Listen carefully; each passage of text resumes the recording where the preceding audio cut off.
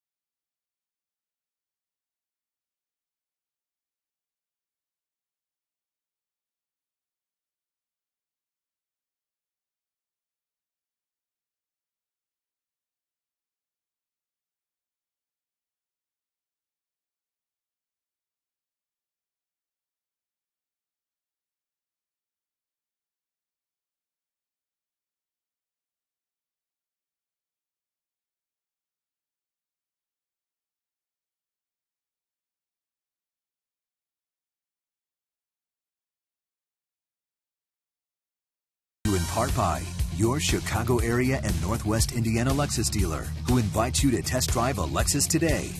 Blue Cross and Blue Shield of Illinois, through it all. Audi, truth in engineering. Xfinity, your home for the most live sports. And by Toyota. See where Toyota takes you. Test drive one at your Toyota dealer. Toyota, let's go places. Welcome back to beautiful U.S. Cellular Field. It's a gorgeous night for baseball, 79 degrees, and it's Illini night. And the Illini proudly wearing the colors this evening. A nice crowd on hand, and let's take a look at how Mike Matheny is going to line up his Cardinals. Colton Wong leading it off, and Randall Grichuk hitting in the 2 spot. Then it's Matt Holliday, Johnny Peralta, Jason Hayward, who's been red hot this month, Yadier Molina, Matt Carpenter, Mark Reynolds, who hit a line drive rocket of a home run last night, and Stephen Piscotty, who's playing in his second Major League game after getting his first Major League hit last night. The defense, and how they'll line up behind Johnny Danks. Melky Cabrera in left field, Adam Eaton in center, Abasil Garcia in right. Tyler Saladino, who's been terrific in his 8 games, playing third base. Alexi Ramirez at short. Carlos Sanchez at second. Jose Abreu at first. Tyler Flowers gets a nod behind the plate. And our Lexus pursuing perfection starting pitcher is Johnny Danks. On for his 18th start. He's 5-8. He's thrown very well in 2 of his last 3 starts. His ERA has dropped under 5. He's only walked 29 in close to 100 innings. He's given up 14 home runs this year, and the opposition hitting .294 against him, but left-handers not hitting much at just .217. The umpires for the game tonight. Mark Ripperger is behind the plate. The crew chief, Brian O'Nora, is at first. Ben May is at second, and Alan Porter is at third. So Robin, trying to figure out if he can match the offense and the defense and pitching together, because last night the offense was pretty good. Unfortunately, the pitching not as good as it has been. And Mike Matheny has made the playoffs in each of his last 3 years. His first 3 years of managing. This is his 4th year. And with a .577 winning percentage, he's done a whale of a job. So they've thrown the ball around the infield. That means we're ready to play baseball. And I'm ready to turn it over to my play-by-play partner, Ken Harrelson. All right, Steve, thank you. And once again, good evening, everyone, and welcome to White Sox baseball right here on Comcast Sportsnet. So happy you could join us for the finale of this 2-game set and this 6-game homestand. Colton Wong hitting at .272, 10 homers, 38 driven in. And the first pitch of the ball game. Taken for a strike. Colton was 0 for 4 last night, but he is a good-looking young player. Got a great setup and a great approach at the plate with that big leg kick.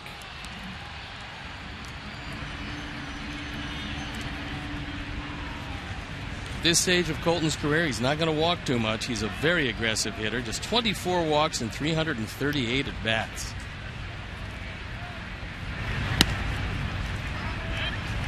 One and two the count. And here at the ballpark, 330 down the left field line, 335 down the right field line, 375 in the gaps and 400 straightaway center. Broken bat. He'll take it himself. Got way in on him.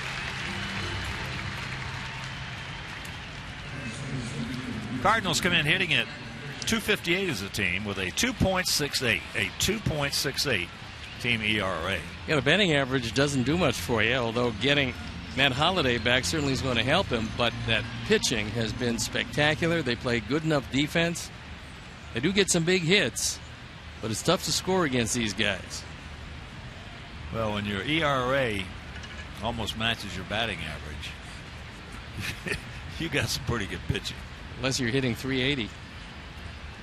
That's not going to happen. No, as a team, you don't want to face those guys. Grichuk hitting at .274, 9 homers, 32 driven in.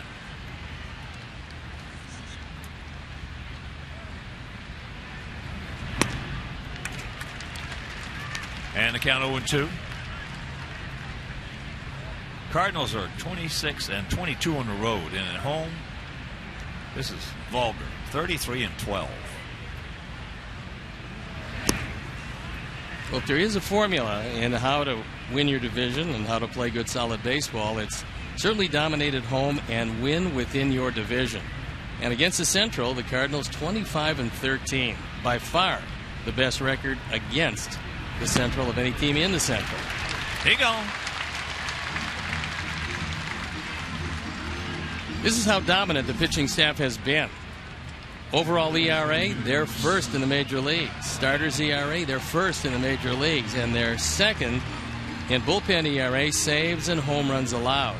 So this staff has been overwhelming, despite the fact that Adam Wainwright, their number one, was lost for the year early in the season. Well, losing is contagious as winning is contagious. Here's Holiday, 2 for 4 last night, one of them a grand slam. We saw last night on a little tapper in the infield, Matt Holliday, coming back from a leg injury, is not going to extend himself going up the line, so the infield can play a whole lot deeper than they normally would.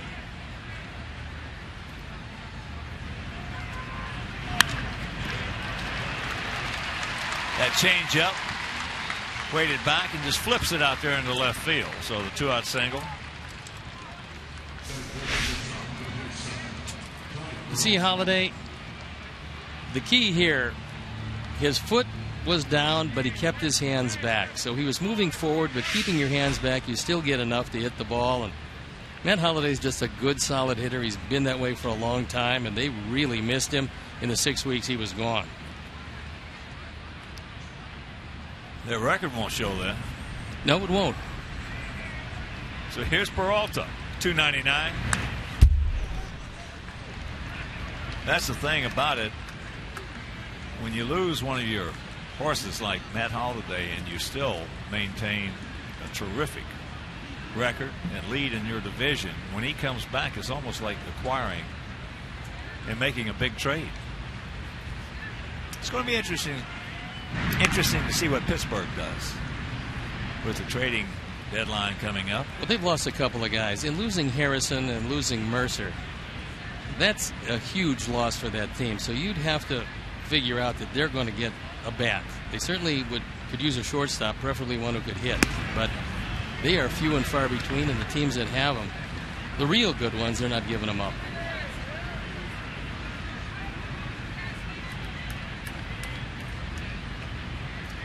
Outfield, Bunch swung around to the left. Bit of a gap in left center. And we catch a break and the count 1-2. Sox, after this game, will board our charter and head on over to Cleveland for 4. And then after that, up to Boston for 4. Before returning home, that ball hit hard. That's a base hit. So a little soft single and a hard single. 2 on, 2 out.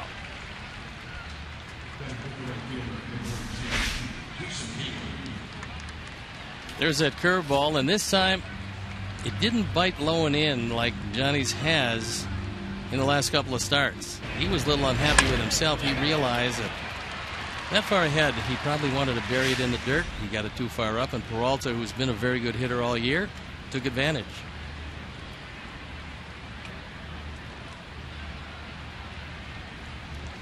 Yeah, in Holiday's absence, Peralta really kicked it in. So here's Hayward at 287, 9 homers, and 33 driven in. Takes first pitch strike.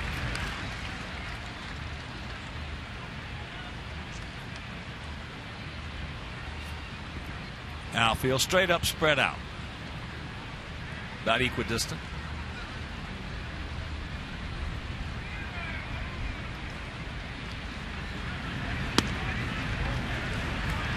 Good pitch, didn't get it. Had part of the corner.